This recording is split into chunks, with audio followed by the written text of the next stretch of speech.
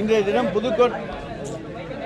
தினம் புதுக்கோட்டை மாவட்டத்தினுடைய வளர்ச்சிப் பணிகள் குறித்து நானும் மாண்புமிகு சுற்றுச்சூழல் காலநிலை மாற்றத்துறை அமைச்சர் மாண்புமிகு சிவவி மையநாதன் அவர்களும் நாடாளுமன்ற மேலவை உறுப்பினர் அப்துல்லா அவர்களும் சட்டமன்ற உறுப்பினர் அதேபோல் நம்முடைய வடக்கு மாவட்ட செயலாளர் அதேபோல் மாநகர மேயர் மாவட்ட ஊராட்சி தலைவர் எல்லோரும் இந்த மக்கள் பிரதிநிதிகள் கலந்து கொண்டு இன்றைக்கு புதுக்கோட்டை மாவட்டத்தில் உள்ள பல்வேறு துறை அதிகாரிகளோடு ஒரு கலந்தாய்வு கூட்டம் நடைபெற்றது.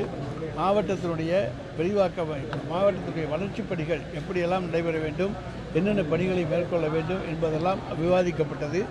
ஏழை எளிய மக்களுக்கு அதிக அளவிலே பட்டாக்கள் வழங்க வேண்டும், அவர்களுக்கு வீட்டுமனை இல்லாமல் இருக்கக்கூடாது, வீட்டுமனை இல்லாமல் புதுக்கோட்டை மாவட்டத்தில் இருக்கக்கூடாது என்கின்ற நிலையிலே ஏறக்குறைய ஒரு 12,000 பேருக்கு நீங்கள் உடனடியாக தயார் செய்ய வேண்டும் என்கின்ற வேண்டுகோள் விடுக்கப்பட்டு அதனை அத்தனை மாவட்ட ஆட்சித்தலைவர் அவர்கள் நம்முடைய ஒவ்வொரு தாசில்தாருக்கும் அதனை இன்ஸ்ட்ரக்ஷனாக தந்திருக்கின்றார்கள்.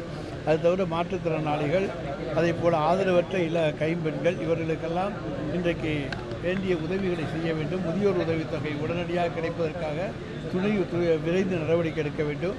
அதேபோல் அரசு காப்பீட்டு திட்டத்திலே அவர்களுக்கு கிடைக்க வேண்டிய தொகை உடனடியாக அந்த அறுவை சிகிச்சைக்கு தயாராவதற்கு முன்னரே உடனடியாக அவர்களுக்கு அனுமதி கிடைக்க வேண்டும். அப்படி தான் அவர்கள் அறுவை சிகிச்சை செய்து கொள்ள முடியும். எனவே இதையெல்லாம் இன்றைக்கு இங்கே விவாதிக்கப்பட்டு அவற்றுக்காக பதில்கள் பெறப்பட்டன. மாவட்ட அரசு மருத்துவக் கல்லூரிகள் வந்து பாதுகாப்பு பாதுகாப்பு சார், அது ஆஸ்பத்திரியில் வந்து பாதுகாப்பு கூட 4 போலீஸ் இருக்கிறதுனால ஒன்றும் தப்பு இல்லைல்ல. அதில் அதாவது சிசிடிவி கேமரா இருக்குது, நீங்கள் இல்லையான்னு போய் பாருங்கள், நல்லா இருக்குது. என்ன அங்கே எப்போதுமே அங்கே ஒரு போலீஸ் அங்கேயே இருப்பாங்க. அதனால் வந்து போலீஸ் இல்லாமல் எந்த அரசு மருத்துவக் கல்லூரி மருத்துவமனையும் கிடையாது. அங்கே ஒரு போலீஸ் கேம்ப், அங்கே ஒரு 2 பேரில் போலீஸ் இருப்பாங்க. ஏன்னா அங்கே வந்து கைதிகளாக இருக்கக்கூடியவங்களும் அங்கே தான் கொண்டு வந்து வைக்கிறாங்க. அவங்களுக்கு அப்போ ரிமாண்டுக்கு வர்றபோது அவங்களுக்கு பாதுகாப்புக்கும் காவல்துறை இருக்கும்.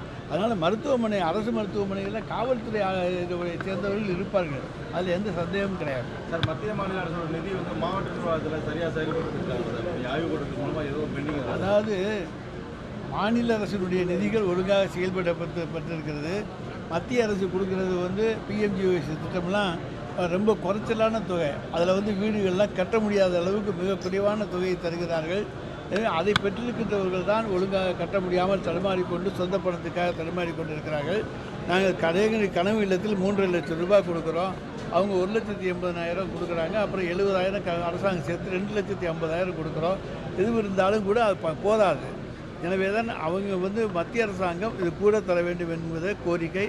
அதை எங்களுடைய நாடாளுமன்ற உறுப்பினர் அதில் வந்து ஸ்டாண்டிங் கமிட்டியில் அப்துல்லா அவர்கள் உறுப்பினராக இருக்கிறார், அதை வலியுறுத்துவதாக சொல்லியிருக்கின்றார். நிச்சயமாக ஒன்றிய அரசுடைய பிஎம்ஜிஎஸ்ஒய் நிதியையும் அதிகமாக பெறுவதற்கு ஒவ்வொரு வீட்டுக்கும் பெறுவதற்கு நாங்கள் உரிய நடவடிக்கைகளை மேற்கொள்வோம்.